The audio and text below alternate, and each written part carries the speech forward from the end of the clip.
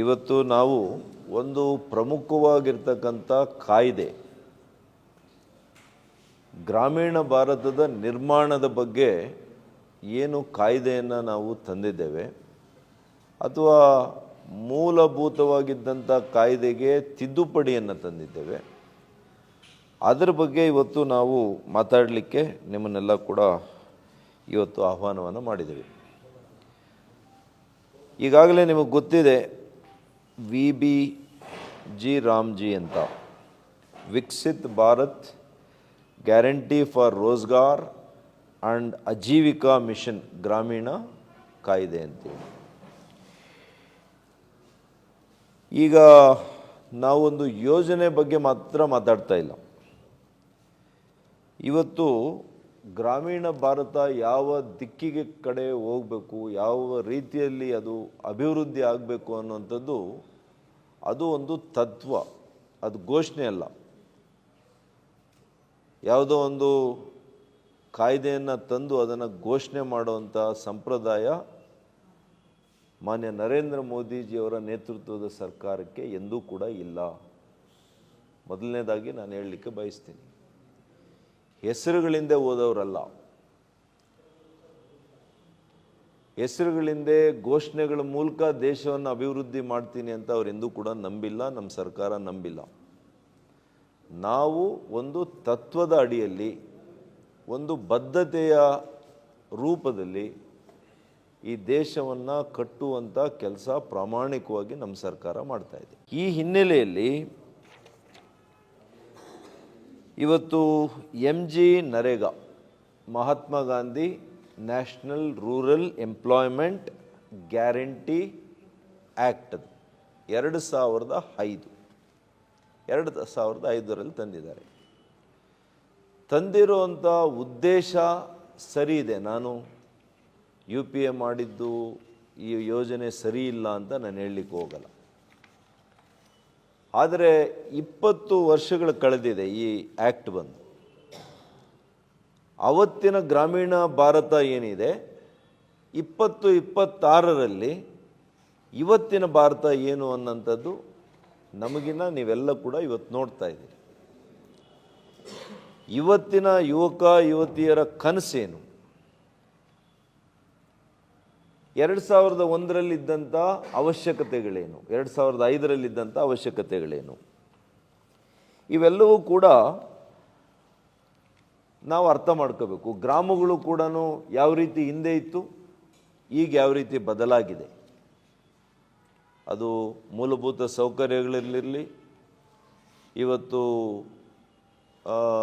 IT ಕ್ಷೇತ್ರದಲ್ಲಿರಲಿ, ರಸ್ತೆಯ ಅಭಿವೃದ್ಧಿಯಲ್ಲಿರಲಿ, ಎಲ್ಲ ವಿಷಯಗಳಲ್ಲಿ ಕೂಡ ಒಳ್ಳೆಯ ರೀತಿಯಲ್ಲಿ ವಿಕಸಿತ ಭಾರತದ ಕಡೆ ನಾವು ಈ ದೇಶ ನಮ್ಮ ಮುಂದೆ ಹೋಗ್ತಾ ಇದೆ. ಅದಕ್ಕೇನೆ ಇವತ್ತು ನಾನು ಹೇಳುವಂಥದ್ದು, ರಿಲೀಫ್ ಆಧಾರಿತವಾದಂಥ ಮಾದರಿ ಅಂದರೆ ಕೆಲಸ ಅಂದರೆ ಅಭಿವೃದ್ಧಿ ಮಾತ್ರ ಅಲ್ಲ. ಇವತ್ತು ಹಿಂದೆ UPA ಸರ್ಕಾರ ಏನು ತಿಳ್ಕೊಳ್ತು, ನರೇಗಾ ಅಂತಂದರೆ ಉದ್ಯೋಗವನ್ನು ಸೃಷ್ಟಿ ಮಾಡುವಂಥದ್ದು ಗ್ರಾಮೀಣ ಪ್ರದೇಶದ ಜನರಿಗೆ, ಅಂದರೆ ಜನರಿಗೆ ಕೆಲಸ ಕೊಡುವಂಥದ್ದು, ಬಹಳ ಸರಳವಾಗಿ ಹೇಳಬೇಕು ಅನ್ನೋದಾದರೆ. ಆದರೆ ಅದು ಒಂದೇ ಉದ್ದೇಶ ಇರಬೇಕಾ, ಅಥವಾ ಗ್ರಾಮೀಣ ಭಾರತದ ಮೂಲಭೂತ ಸೌಕರ್ಯ ಅಭಿವೃದ್ಧಿ ಕೂಡ ಅದರ ಮೂಲ ಉದ್ದೇಶ ಇರಬೇಕು, ಜೊತೆಗೆ ಇರಬೇಕಾಗಿತ್ತು. ಅದು ಅಲ್ಲಾಗಲಿಲ್ಲ. ಯಾಕಾಗಲಿಲ್ಲ? ಅವರು ಮ್ಯಾಂಡೇಸ್ ಅಂತೇಳಿ 100 ದಿನಗಳವರೆಗೂ ಕೂಡ ಗರಿಷ್ಠ ಮಿತಿಯನ್ನು ಹಾಕಿದ್ದಾರೆ. MG ನರೇಗಾದಲ್ಲಿ ಅಡಿಯಲ್ಲಿ 100 ದಿನಗಳು, ಮಾನವ ಸಂಪನ್ಮೂಲ ದಿನಗಳು, ಗರಿಷ್ಠ 100 ದಿನಗಳು ಅಂತ ಹಾಕಿದ್ರು. ಇವತ್ತು ನಮ್ಮಲ್ಲಿ VBG ರಾಮ್ಜಿಯಲ್ಲಿ ಇವ್ರು ಹೇಳ್ತಾರಲ್ಲ, ಹೆಸರು ಮಾತ್ರ ಬದಲಾಗಿದೆ ಅಂತ. ಇವತ್ತು ಉದ್ಯೋಗವನ್ನು 100 ದಿನಗಳಿಂದ 125 ದಿನಗಳಿಗೆ ಹೆಚ್ಚಿಗೆ ಮಾಡಿದ್ದೀವಿ. 125 ದಿನಗಳು. ಮತ್ತು ಯಾರು ಬುಡಕಟ್ಟು ಪ್ರದೇಶಗಳಲ್ಲಿ ವಾಸ ಮಾಡುವಂತಹ ಪರಿಶಿಷ್ಟ ಪಂಗಡದ ವ್ಯಕ್ತಿಗಳೇನಿದ್ದಾರೆ, ಅಂಥವ್ರಿಗೆ ಇನ್ನೂ ಕೂಡ 25 ದಿವಸ ಜಾಸ್ತಿ ಮಾಡಿದ್ದೀವಿ. ಅಂದರೆ 150 ದಿನಗಳು ಮಾನವ ಸಂಪನ್ಮೂಲ ದಿನಗಳನ್ನು ಹೆಚ್ಚಿಗೆ ಮಾಡಿದೆ ಈ ಒಂದು ಕಾಯ್ದೆ ಅಡಿಯಲ್ಲಿ. ಇವತ್ತು ಹಳೆಯ ಕಾಯ್ದೆಯಲ್ಲಿ ಏನು ತೊಂದರೆ ಇತ್ತು ಅನ್ನೋಂಥದ್ದನ್ನು ನಾನು ಹೇಳಲಿಕ್ಕೆ ನಿಮಗೆ ಭಾಳ ಸರಳವಾಗಿ ಹೇಳಲಿಕ್ಕೆ ಬಯಸ್ತೀನಿ. ಮೊದಲನೇದು, ಗ್ರಾಮೀಣ ಅಭಿವೃದ್ಧಿಯ ಮೂಲ ಉದ್ದೇಶ ಮಹಾತ್ಮ ಗಾಂಧೀಜಿರವರ ಸ್ವರಾಜ್ಯದ ಕನಸೇನಿತ್ತು, ಸ್ಥಳೀಯ ಸಂಸ್ಥೆಗಳಿಗೆ ಶಕ್ತಿಯನ್ನು ಕೊಡುವಂಥದ್ದು, ಆಡಳಿತದ ಶಕ್ತಿಯನ್ನು ಕೊಡುವಂಥದ್ದು, ಅಧಿಕಾರದ ಶಕ್ತಿಯನ್ನು ಕೊಡುವಂಥದ್ದು ಇತ್ತು. ಆದರೆ ಇವತ್ತು ನರೇಗಾದಲ್ಲಿ ಏನಿತ್ತು, ನಾಮಕಾವಸ್ಥೆ ಮಾತ್ರ ಗ್ರಾಮ ಪಂಚಾಯಿತಿ ಹೆಸರು ಹೇಳ್ತಾ ಇದ್ರು, ಆದರೆ ತೀರ್ಮಾನ ಆಗ್ತಾ ಇದ್ದಿದ್ದೆಲ್ಲ ರಾಜಕೀಯದ ತೀರ್ಮಾನಗಳು. MLA ಹೇಳಬೇಕು, ಅವರ ಕಾರ್ಯಕರ್ತರು ಕೆಲಸ ಮಾಡಬೇಕು, ರಿಜಿಸ್ಟ್ರಲ್ಲಿ ಅಟೆಂಡೆನ್ಸು. 10 ಜನ ಇವತ್ತು ಕೆಲಸ ಮಾಡೋಕ್ಕೆ ಬಂದಿದ್ದರೆ ಆ ಅಟೆಂಡೆನ್ಸಲ್ಲಿ 50 ಜನರ ಹೆಸರು. ತೀರ್ಕೊಂಡು 2-3 ವರ್ಷ ಆಗಿದೆ, ಅವ್ರ ಹೆಸರು ರಿಜಿಸ್ಟ್ರಲ್ಲಿದೆ, ಅವರೇ ಉದ್ಯೋಗ ಮಾಡ್ತಾಯಿದ್ರು. ತೀರ್ಕೊಂಡಿರೋರು ಬಂದು ಇಲ್ಲಿ ಉದ್ಯೋಗ ಮಾಡ್ತಾಯಿದ್ರು. ಇದು ನಾನು ಹೇಳ್ತಾ ಇಲ್ಲ, ಕಂಟ್ರೋಲರ್ ಆ್ಯಂಡ್ ಇವತ್ತು ನಮ್ಮ ಆಡಿಟರ್ ಜನರಲ್ CAG ರಿಪೋರ್ಟ್ ದಾಖಲಾಗಿದೆ. CAG ರಿಪೋರ್ಟು ಮತ್ತು ಎಲ್ಲ ರಾಜ್ಯಗಳಲ್ಲಿರ್ತಕ್ಕಂಥ ಏನು ಅವರ ಒಂದು ಆಂತರಿಕವಾಗಿ ಬರುವಂಥ ರಿಪೋರ್ಟ್ಸಲ್ಲಿ ಕೂಡ ಎಲ್ಲ ರಾಜ್ಯಗಳಲ್ಲಿ 23 ರಾಜ್ಯಗಳಲ್ಲಿ ಈ ರೀತಿಯಲ್ಲಾಗಿದೆ. ಇನ್ನೊಂದು ಪ್ರಮುಖ ಅಂಶ, ತಿಂಗಳಾನುಗಟ್ಟಲೆ ಅವರಿಗೆ ಪೇಮೆಂಟ್ಸ್ ಆಗಲ್ಲ. ಕೆಲಸ ಮಾಡಿರೋರಿಗೆ 2 ತಿಂಗಳು, 3 ತಿಂಗಳು, 4 ತಿಂಗಳು.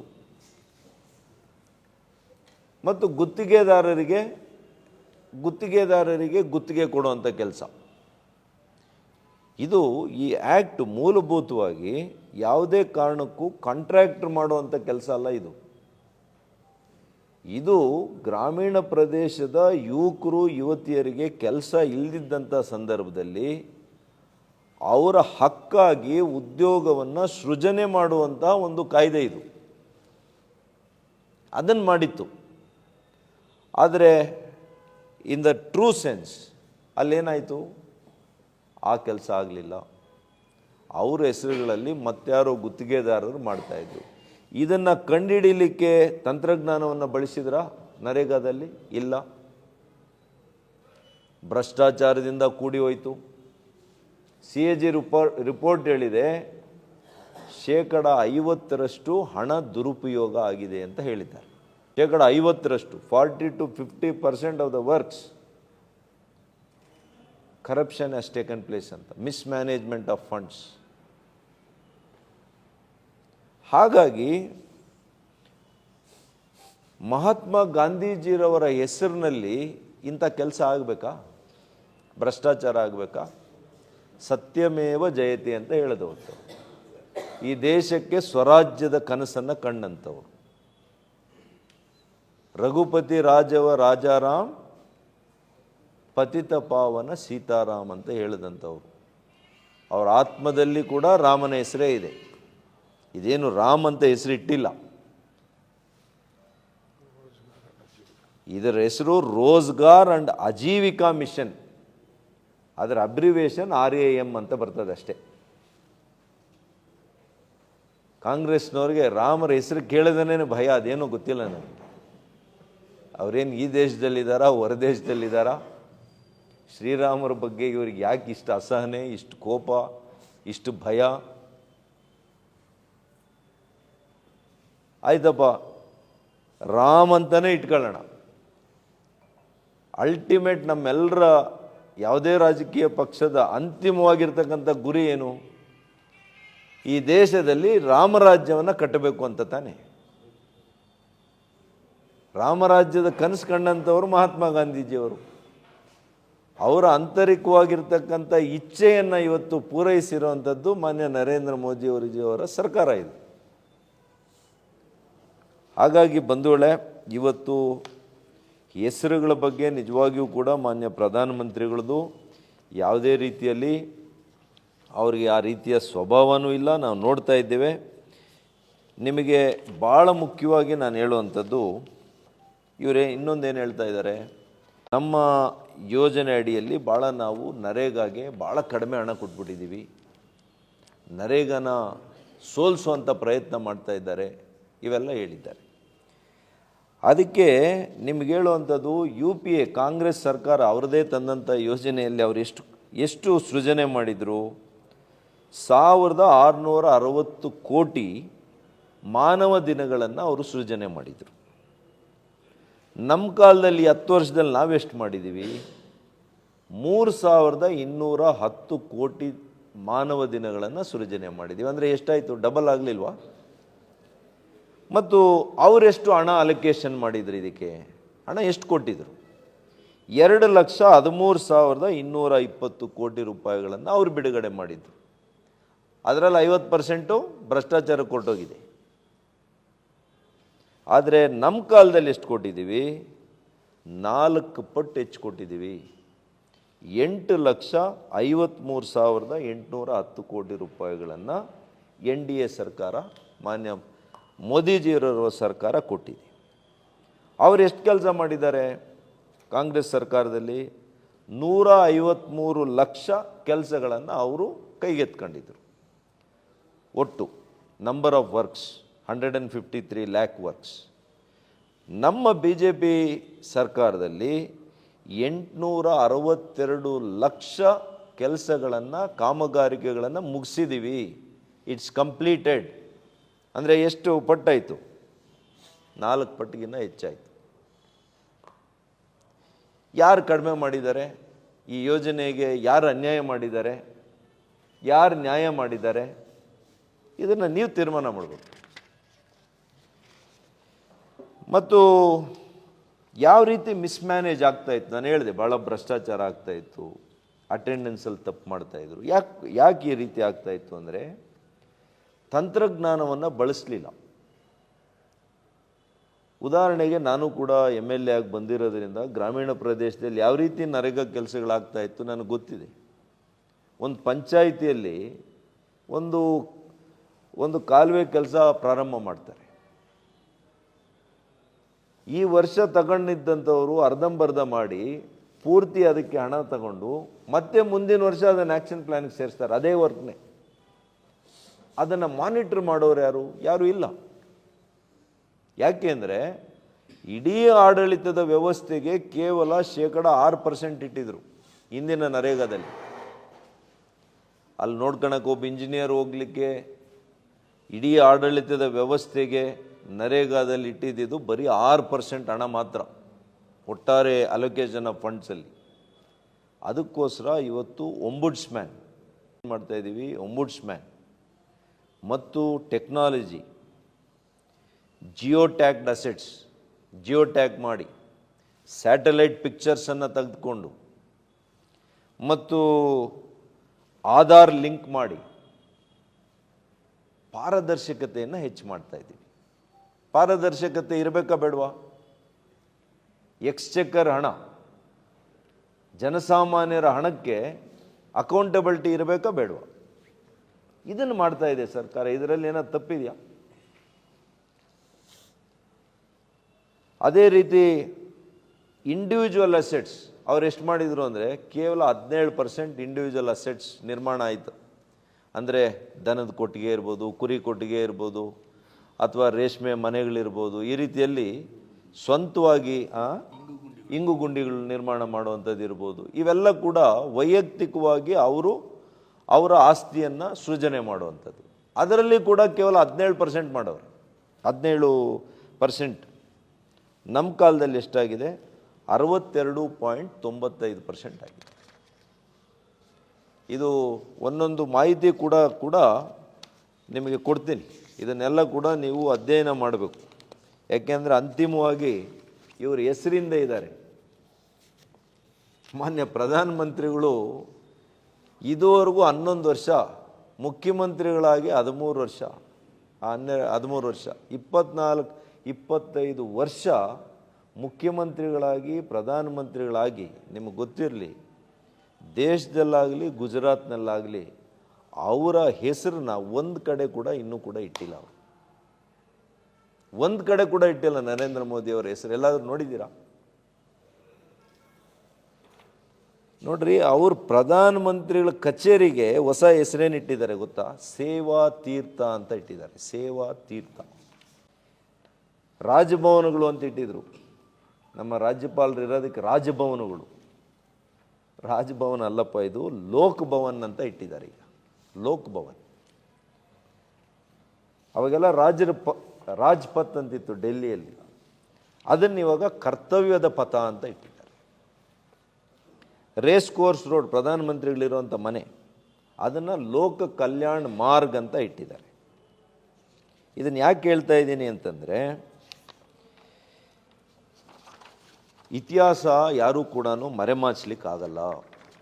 ಈ ದೇಶದಲ್ಲಿ 600 ಸರ್ಕಾರಿ ಸಂಸ್ಥೆಗಳು, ಅಧಿಕೃತವಾಗಿ ಭಾರತದ 600 ದೊಡ್ಡ ದೊಡ್ಡ ಸಂಸ್ಥೆಗಳ ಹೆಸರುಗಳು ಒಂದೇ ಕುಟುಂಬದವರ ಹೆಸರುಗಳಲ್ಲಿದೆ. ತಾತ, ಮಗಳು, ಮೊಮ್ಮಗ, ಮರಿಮೊಮ್ಮಗ, ಸೊಸೆ, ಒಂದೇ ಕುಟುಂಬದ ಹೆಸರಲ್ಲಿದೆ. ಇದಕ್ಕೂ ಬಹುಶಃ ನಾವು ರಾಮ್ ಇಡೋ ಬದಲು ಅವ್ರ ಕುಟುಂಬದವರ ಹೆಸರು ಏನಾದರೂ ಇಟ್ಬಿಟ್ಟಿದ್ರೆ ಎಲ್ಲ ಸ್ವಾಗತ ಮಾಡಿಬಿಡೋರು. ಇವತ್ತು ಈ ದೇಶದ ಜನ ಪ್ರಶ್ನೆ ಮಾಡ್ತಾ ಇದ್ದಾರೆ, ವಿರೋಧ ಮಾಡಲಿಕ್ಕೆ ಅವ್ರಿಗೆ ಯಾವುದನ್ನ ವಿರೋಧ ಮಾಡಬೇಕು ಅನ್ನೋದು ಕೂಡ ಇನ್ನೂ ಗೊತ್ತಾಗಲಿಲ್ಲ. ಅದಕ್ಕೆ ಕಾಂಗ್ರೆಸ್ ಈ ಪರಿಸ್ಥಿತಿಗೆ ಬಂದಿದೆ. ಮೋದಿಯವರು ಏನು ಮಾಡಿದರೂ ಕೂಡ ವಿರೋಧ ಮಾಡಬೇಕು ಅಂತ ಹೊರಟಿದ್ದಾರೆ. ಅದರ ಮೂಲಕ ಜನರು ಇನ್ನಷ್ಟು ಹತ್ತಿರ ಮೋದಿಯವ್ರಿಗೆ ಆಗ್ತಾ ಇದ್ದಾರೆ, ಇವರು ಅಷ್ಟು ದೂರ ಹೋಗ್ತಾ ಇದ್ದಾರೆ. ಹಾಗಾಗಿ ಇವತ್ತು ಖಂಡಿತವಾಗಿಯೂ ಕೂಡ ಇವರಿಗೆ ರಾಷ್ಟ್ರೀಯ ನಾಯಕರುಗಳ ಬಗ್ಗೆ ಇವ್ರಿಗೇನಾದರೂ ಬದ್ಧತೆ ಇದ್ದಿದ್ರೆ ಕಾಂಗ್ರೆಸ್ನವರಿಗೆ, ಮಹಾತ್ಮ ಗಾಂಧೀಜಿರವರು ಹೇಳ್ದಂಗೆ ಏನಾದರೂ ಮಾಡಿದ್ದಾರೆ ಇವರು? ಏನೂ ಮಾಡಿಲ್ಲ. ಇದು ಮಹಾತ್ಮ ಗಾಂಧಿಯವರ ಹೆಸರು ಹಿಂದೆನೇ ಇತ್ತು, ಅದನ್ನು ತೆಗೆದಿದ್ದಾರು. ಅದೇ ಸುಭಾಷ್ ಚಂದ್ರ ಬೋಸ್ರವರ ಹೆಸರು ಏನಾದರೂ ಇಟ್ಟಿದ್ದಾರಾ? ನೇತಾಜಿ ಸುಭಾಷ್ ಚಂದ್ರ ಬೋಸ್ ಅವರ ಹೆಸರು ಎದಕ್ಕಾದರೂ ಇಟ್ಟಿದ್ದಾರಾ ಕಾಂಗ್ರೆಸ್ ರಿಜಿಮಲ್ಲಿ? ವಲ್ಲಭಾಯ್ ಪಟೇಲ್ರವರ, ಸರ್ದಾರ್ ವಲ್ಲಭಾಯ್ ಪಟೇಲ್ರವರ ಕಾಣಿಕೆ ಈ ದೇಶಕ್ಕೆ ಎಷ್ಟಿದೆ? ಅವ್ರಿಗೆ ಇವರೇನಾದರೂ ಹೆಸರಿಟ್ಟಿದ್ದಾರಾ? ಲಾಲ್ ಬಹದ್ದೂರ್ ಶಾಸ್ತ್ರಿ ಹೆಸರಿಟ್ಟಿದ್ದಾರಾ? ಇವ್ರ ಹೆಸರುಗಳೇ ಇಟ್ಟಿಲ್ಲ ಅವರು. ಇವರಿಗೆ ಕಾಂಗ್ರೆಸ್ ಪಕ್ಷ ಅಂದರೂ ಕೂಡ ಕುಟುಂಬ ಮಾತ್ರ, ಮಿಕ್ಕಿರೋರೆಲ್ಲ ಕೂಡ ಸಬ್ಸರ್ವೆಂಟ್ಸ್, ಎಲ್ಲರೂ ಕೂಡ ಕೆಲಸಗಾರರಷ್ಟೇ. ಅವರಿಗೆ ಅವ್ರು ಇನ್ನೂ ಆ ಕಲೋನಿಯಲ್ ಮೈಂಡ್ಸೆಟ್ಟಲ್ಲಿದ್ದಾರೆ. ಬ್ರಿಟಿಷರ ಆಳ್ವಿಕೆಯ ಮನಸ್ಥಿತಿ ಈಗಲೂ ಕೂಡ ಎಸ್ ಬಾಸ್ ಅನ್ಬೇಕು, ಅವ್ರ ಮೇಲೆ ಕೂತ್ಕೋಬೇಕು, ಎಲ್ಲರೂ ಕೆಳಗೆ ಕೂತ್ಕೋಬೇಕು. ಈ ಸ್ಥಿತಿ ಕಾಂಗ್ರೆಸ್ಸಲ್ಲಿ ಇನ್ನೂ ಕೂಡ ಹೋಗಿಲ್ಲ. ಹಾಗಾಗಿ ಅವರು ಇನ್ನೂ ಕೂಡ ಅರ್ಥ ಮಾಡ್ಕೊಳ್ತಾ ಇಲ್ಲ. ಇದನ್ನು ಯಾವಾಗ ಅರ್ಥ ಮಾಡ್ಕೊಂಡ್ರೆ ಅವರಿಗೆ ಒಳ್ಳೆಯದು ಅಂತ ಈ ಸಂದರ್ಭದಲ್ಲಿ ಹೇಳಲಿಕ್ಕೆ ಬಯಸ್ತೀನಿ. ಈಗಾಗಲೇ ನಾನು ಹೇಳ್ದಂಗೆ ಮಾನ್ಯ ಪ್ರಧಾನಮಂತ್ರಿಗಳು 8,53,000 ಕೋಟಿ ರೂಪಾಯಿಗಳನ್ನು ಇವತ್ತು ಖರ್ಚು ಮಾಡಿದ್ದಾರೆ. ಇಡೀ ನರೇಗಾ ಪ್ರಾರಂಭ ಆದಾಗಿಂದ ಒಟ್ಟು ಖರ್ಚಾಗಿರುವಂಥ ಹಣ ಎಷ್ಟು ಅಂದರೆ ಈ ದೇಶದಲ್ಲಿ ಈ ಯೋಜನೆಗೆ 11,74,000 ಕೋಟಿ. 11,74,000 ಕೋಟಿ. ಇದರಲ್ಲಿ ಪ್ರಧಾನಮಂತ್ರಿಗಳು ಆದಮೇಲೆ ಮೋದಿಯವರು ಅವ್ರ ಕಾಲದಲ್ಲಿ 8,53,000 ಕೋಟಿ ರೂಪಾಯಿಗಳನ್ನು ಖರ್ಚು ಮಾಡಿದ್ದಾರೆ. 2/3 NDA ಖರ್ಚು ಮಾಡಿದೆ. ಬರೀ 2 ಲಕ್ಷ ಕೋಟಿ ಏನೋ ಕಾಂಗ್ರೆಸ್ ಆಡಳಿತದಲ್ಲಿ ನಡೆದಿದೆ. ಇವತ್ತು ನಾವು ಬದಲಾವಣೆ ಹೇಗೆ ತಂದಿದ್ದೀವಿ, ತಂತ್ರಜ್ಞಾನವನ್ನು ಮತ್ತು ಪಾರದರ್ಶಕತೆಯನ್ನು ಹೆಚ್ಚು ಮಾಡುವಂಥದ್ದು, ಆಡಳಿತದ ಅಧಿಕಾರ ಎಲ್ಲಿಂದ ಅಂದರೆ ಪ್ಲ್ಯಾನಿಂಗ್ ಯಾರು ಮಾಡಬೇಕು. ಮೊದಲೆಲ್ಲ ಯಾರು ಪ್ಲ್ಯಾನ್ ಮಾಡ್ತಾಯಿದ್ರು? MLAನೇ ಪ್ಲ್ಯಾನ್ ಮಾಡಿ ಇಂಥ ಪ್ಲ್ಯಾನ್ ತಗೋಪ್ಪ ಅಂತ. ಆ ಊರಿನಲ್ಲಿರುವಂಥ ಅಗತ್ಯಗಳು ಯಾರಿಗೆ ಗೊತ್ತಿರುತ್ತೆ? ಆ ಊರಿನ ಚುನಾಯಿತ ಪ್ರತಿನಿಧಿಗಳು ಗೊತ್ತಿರುತ್ತೆ, ಆ ಗ್ರಾಮ ಪಂಚಾಯತಿಯಲ್ಲಿ ಇರ್ತಕ್ಕಂಥ ಹಿರಿಯರಿಗೆ ಗೊತ್ತಿರುತ್ತೆ. ಅಲ್ಲಿ ಸಭೆ ಮಾಡಬೇಕೀಗ ಹೊಸ ಕಾಯ್ದೆ ಪ್ರಕಾರ. ಅವರು ಅಲ್ಲಿ ಪ್ಲ್ಯಾನ್ ಮಾಡ್ತಾರೆ, ಯಾವ ಯೋಜನೆಯನ್ನು ಈಗ ತಗೋಬೇಕು, ನಾವು ಯಾವುದು ಮೂಲಭೂತವಾಗಿ ಈ ಗ್ರಾಮಕ್ಕೆ ಬೇಕು, ಈ ಗ್ರಾಮ ಪಂಚಾಯತಿಗೆ ಬೇಕು. ಅದು ತಾಲೂಕು ಬ್ಲಾಕ್ಗೆ ಕನೆಕ್ಟ್ ಇರುತ್ತೆ, ಅಲ್ಲಿಂದ ಡಿಸ್ಟ್ರಿಕ್ಟ್ ಬ್ಲಾಕ್ ಅಪ್ ಟು ಪ್ರಧಾನಮಂತ್ರಿಗಳ ಗತಿಶಕ್ತಿಯವರೆಗೂ ಕೂಡ ಎಲ್ಲ ಇಂಟರ್ಲಿಂಕ್ ಆಗಿದೆ. ಇವೆಲ್ಲವೂ ಕೂಡ ಪಾರದರ್ಶಕತೆಯಿಂದ ಕೂಡಿರುತ್ತೆ. ತಂತ್ರಜ್ಞಾನವನ್ನು ಬಳಸ್ಕೊಳ್ಳೋಂತಿದೆ. ಕೃತಕವಾದಂಥ ತಂತ್ರಜ್ಞಾನ, ಏನು ಆರ್ಟಿಫಿಷಿಯಲ್ ಇಂಟೆಲಿಜೆನ್ಸ್ ಅಂತ ಕರಿತೀವಿ ಇವತ್ತು, ಅದನ್ನು ಕೂಡ ಭಾಳ ಒಳ್ಳೆಯ ರೀತಿಯಲ್ಲಿ ನಾವಿವತ್ತು ಬಳಸ್ಕೊಂಡು ಪ್ರತಿಯೊಂದು ಪೈಸೆ ಈ ದೇಶದ ಮತದಾರರದು, ಕೂಲಿ ಕಾರ್ಮಿಕರದು, ರೈತರ ಹಣವನ್ನು ಎಲ್ಲಿ ಕೂಡ ಪೋಲಾಗದಂತೆ ಗ್ರಾಮೀಣ ಭಾರತದ ನಿರ್ಮಾಣಕ್ಕೋಸ್ಕರ, ಮೂಲಭೂತ ಸೌಕರ್ಯ ನಿರ್ಮಾಣಕ್ಕೋಸ್ಕರ ಇದನ್ನು ನಾವು ಬಳಸುವಂಥ ಒಂದು ಹೊಸ ಕಾಯ್ದೆಯ ತಿದ್ದುಪಡಿ ಇದು. ಹಾಗಾಗಿ ಇದರಲ್ಲಿ ಭಾಳ ಎಲ್ಲನೂ ತಗೊಳ್ಳೋಂಗಿತ್ತು ಮುಂಚೆ. ಆದರೆ ಪ್ರಧಾನಮಂತ್ರಿಗಳು ಹೇಳಿದ್ರು, ಎಲ್ಲ ತಗೊಳಕ್ಕೆ ಹೋಗಿ ಯಾವುದೂ ಮಾಡೋಕ್ಕಾಗ್ತಾ ಇಲ್ಲ. ಭಾಳ ಇಂಪಾರ್ಟೆಂಟಾಗಿ ನೀವು 4 ಅಂಶಗಳನ್ನು ತೆಗೆದುಕೊಂಡಿದ್ದೀವಿ. ಯಾವ್ಯಾವುದು 4 ಅಂಶಗಳು ಅಂದರೆ, ಒಂದು ನೀರಾವರಿ ವಿಷಯದಲ್ಲಿ ಜಲರಕ್ಷಣೆಯಲ್ಲಿ ಸಂರಕ್ಷಣೆ, ಇದು ಭಾಳ ಮುಖ್ಯವಾಗಿರುವಂಥ ವಿಷಯ. ಗ್ರಾಮೀಣ ಪ್ರದೇಶದಲ್ಲಿ ನಮ್ಮ ಕೆರೆ ಕಟ್ಟಿಗೆಗಳು, ಗುಂಡಿಗಳು, ಇವೆಲ್ಲವೂ ಕೂಡ ನೀರಿನ ಸಂರಕ್ಷಣೆ ಮಾಡುವಂಥದ್ದು ನಮ್ಮೆಲ್ಲರ ಪ್ರಮುಖರ ಜವಾಬ್ದಾರಿ. ಗ್ರಾಮೀಣ ರಸ್ತೆಗಳು ಎರಡನೇ ಅಂಶ. ಏನು ಅಂತಂದರೆ, ಎರಡನೇ ಮುಖ್ಯವಾಗಿರ್ತಕ್ಕಂಥ ವಿಷಯ ಗ್ರಾಮೀಣ ರಸ್ತೆಗಳ ನಿರ್ಮಾಣ. ಮೂರನೇದು ರೈತರಿಗೆ ಬೇಕಾಗಿರುವಂಥ ಭೂ ಮತ್ತು ಮಣ್ಣಿನ ಅಭಿವೃದ್ಧಿ. ಅವ್ರಿಗೆ ಬೇಕಾಗಿರುವಂಥನೇ ಸಾಯಿಲ್ ಫರ್ಟಿಲಿಟಿ ಅಲ್ವಾ, ಭೂಮಿಯ ಫಲವತ್ತತೆ, ಅದನ್ನು ಕಾಪಾಡಿಕೊಳ್ಳಿಕ್ಕೆ, ಅದನ್ನು ವೃದ್ಧಿ ಮಾಡುವಂಥ ಒಂದು ವಿಷಯ. ನಾಲ್ಕನೇದು ಗ್ರಾಮೀಣ ಸಂಪರ್ಕ ಮತ್ತು ಪ್ರತಿರೋಧ ಶಕ್ತಿ. ಅಂತಂದರೆ ಇವತ್ತು ಹವಾಮಾನ ವೈಪರೀತ್ಯಗಳನ್ನು ನಾವು ನೋಡ್ತಾ ಇದ್ದೀವಿ, ಅದನ್ನು ಹೇಗೆ ರಕ್ಷಣೆ ಮಾಡಬೇಕು, ಇದಕ್ಕೆ ಕೂಡ ನಾವು ಈಗಲಿಂದನೇ ಹೆಚ್ಚಿನ ಒಂದು ಒತ್ತನ್ನು ಕೊಡಬೇಕು ಅಂತೇಳಿ ಈ ಎಲ್ಲ ವಿಷಯಗಳನ್ನು ಈ ಒಂದು ಹೊಸ ಕಾಯ್ದೆಯ ತಿದ್ದುಪಡಿಯಲ್ಲಿ ನಾವು ತಂದಿದ್ದೀವಿ. 100ರಿಂದ 125 ದಿವಸ ಒಂದು, ಮತ್ತು ಅವರಿಗೆ ಇನ್ಕ್ರಿಮೆಂಟ್ ಕೂಡ ಆಗಿದೆ. ಈಗ 300 ಎಷ್ಟಾಗಿದೆ ಈಗ ಟೋಟಲು? 300 ಹೊಸ ಇದ್ರ ಪ್ರಕಾರ 325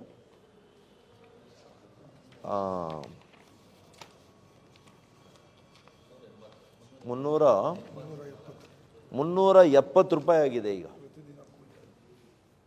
ಅದರಲ್ಲಿ ಕೂಡ ಹೆಚ್ಚಿಗೆ ಮಾಡಿದ್ದೀವಿ. ಅನೇಕ ರಾಜ್ಯಗಳಿಗೆ ಹೋಲಿಕೆ ಮಾಡಿದಾಗ ಕೆಲವು ರಾಜ್ಯಗಳಲ್ಲಿ 250 ಕೊಡೋರು, 300 ಕೊಡೋರು, 325 ಕೊಡೋರು, ಒಂದು ಸಮನ್ವಯತೆ ಇರಲಿಲ್ಲ. ಇವತ್ತು ಇಡೀ ದೇಶದಲ್ಲಿ ಒಂದು ಸಮನ್ವಯತೆ ಇದೆ. 380 ರೂಪಾಯಿ ಕೊಡ್ತಾರೆ, 370 ರೂಪಾಯಿ ಕೊಡ್ತಾರೆ ಪ್ರತಿ ದಿವಸ. ಎರಡನೇದವರು ಆರೋಪ ಏನು ಅಂತಂದರೆ, ರಾಜ್ಯಗಳ ಮೇಲೆ 40% ಆಗಿಬಿಟ್ಟವ್ರೆ, 60-40 ಕೊಡಬೇಕು. ಎರಡನೇ ಆರೋಪ ಇದೆ.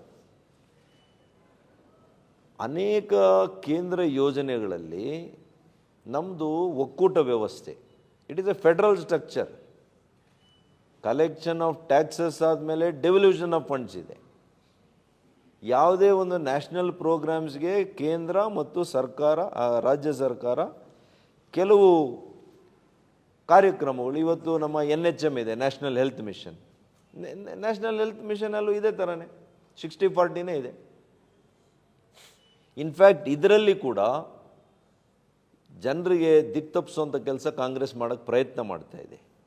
ಅವರೇ ನೋಡಲಿ, ಅವ್ರು ಮಾಡಿದಂಥ ಕಾಯ್ದೆಯಲ್ಲೇ ಇದೇ ನರೇಗಾ ಯೋಜನೆಯಲ್ಲಿ ಯಂತ್ರಗಳನ್ನು ಬಳಸೋದಕ್ಕೆ 25% ರಾಜ್ಯ ಸರ್ಕಾರದ್ದು ಕೂಡ ಇತ್ತು ಇಲ್ಲಿವರೆಗೂ ಕೂಡ. It is not first time.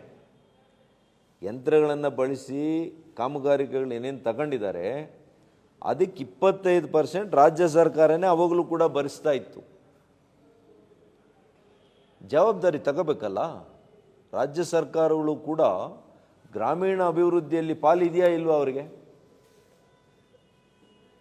ಬರೀ ಹಣ ತಗೊಳ್ಳೋದಕ್ಕೆ ಮಾತ್ರ ಪಾಲಿದ್ರೆ ಹೆಂಗೆ? ಜವಾಬ್ದಾರಿಯನ್ನು ಕೂಡ ನೀವು ಕೂಡ ಸ್ವೀಕಾರ ಮಾಡಬೇಕಲ್ಲ. ಬೇಕಾಬಿಟ್ಟು ನೀವು ಹಣವನ್ನು ಪೋಲ್ ಮಾಡ್ತಾ ಇದ್ರೆ ಹೆಂಗೆ? ಜವಾಬ್ದಾರಿಯುತವಾಗಿ ಪ್ರತಿ ಎಕ್ಸ್ಚೆಕರ್ ಮನಿಯನ್ನು, ಟ್ಯಾಕ್ಸ್ಡ್ ಮನಿಯನ್ನು ನೀವು ಸರಿಯಾದಂಥ ರೀತಿಯಲ್ಲಿ ಉಪಯೋಗ ಮಾಡಬೇಕು ಅಂತೇಳಿ ಇವತ್ತು ರಾಜ್ಯ ಸರ್ಕಾರಕ್ಕೆ ಕೂಡ ಜವಾಬ್ದಾರಿಯನ್ನು ಕೇಂದ್ರ ಸರ್ಕಾರ ಕೊಟ್ಟಿದೆ. ಯಾವಾಗ ಅವರು 40 ರೂಪಾಯಿ 40% ಹಣ ಹಾಕ್ತಾರೆ, ಅವರು ಕೂಡ ಜಾಗ್ರತೆಯಿಂದ ಮತ್ತಷ್ಟು ಎಚ್ಚರಿಕೆಯಿಂದ ಕಾರ್ಯಕ್ರಮಗಳನ್ನು ರೂಪಿಸ್ತಾರೆ ಅನ್ನುವಂಥ ಒಂದು ಸ್ಪಷ್ಟವಾಗಿರ್ತಕ್ಕಂಥ ವಿಚಾರ. ಹಾಗಾಗಿ ಬಂಧುಗಳೇ, ಇವತ್ತು ಅನೇಕ ವಿಷಯಗಳನ್ನು ಇವತ್ತು ನಿಮಗೆ ಹೇಳುವಂಥ ಪ್ರಯತ್ನ ನಾನು ಮಾಡಿದ್ದೇನೆ. ಮತ್ತು ನಮ್ಮ ಹಿರಿಯ ನಾಯಕರು ನಂದೀಶ್ ರೆಡ್ಡಿಯವರು ಕೂಡ ಕೆಲವು ವಿಷಯಗಳನ್ನು ತಮಗೆ ಹೇಳ್ಬೋದು.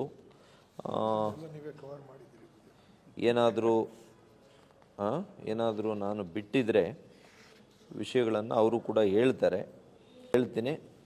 ಇಂಥ ಒಂದು ಜನಪರವಾಗಿರ್ತಕ್ಕಂಥ ಒಂದು ಕನ್ಸ್ಟ್ರಕ್ಟಿವ್ ರಚನಾತ್ಮಕವಾಗಿರ್ತಕ್ಕಂಥ ಒಂದು ಕಾಯ್ದೆ ಬಂದಾಗ, ಕಾನೂನು 2001ರಲ್ಲಿ 5ರಲ್ಲಿ ಆದಂಥ ಕಾನೂನೇ ಇನ್ನು 50 ವರ್ಷಕ್ಕೆ ಇರಬೇಕು ಅನ್ನುವಂಥದ್ದು ವಿತಂಡವಾದ ಆಗ್ತದೆ. It is not correct. Rules are made for subject to amendments.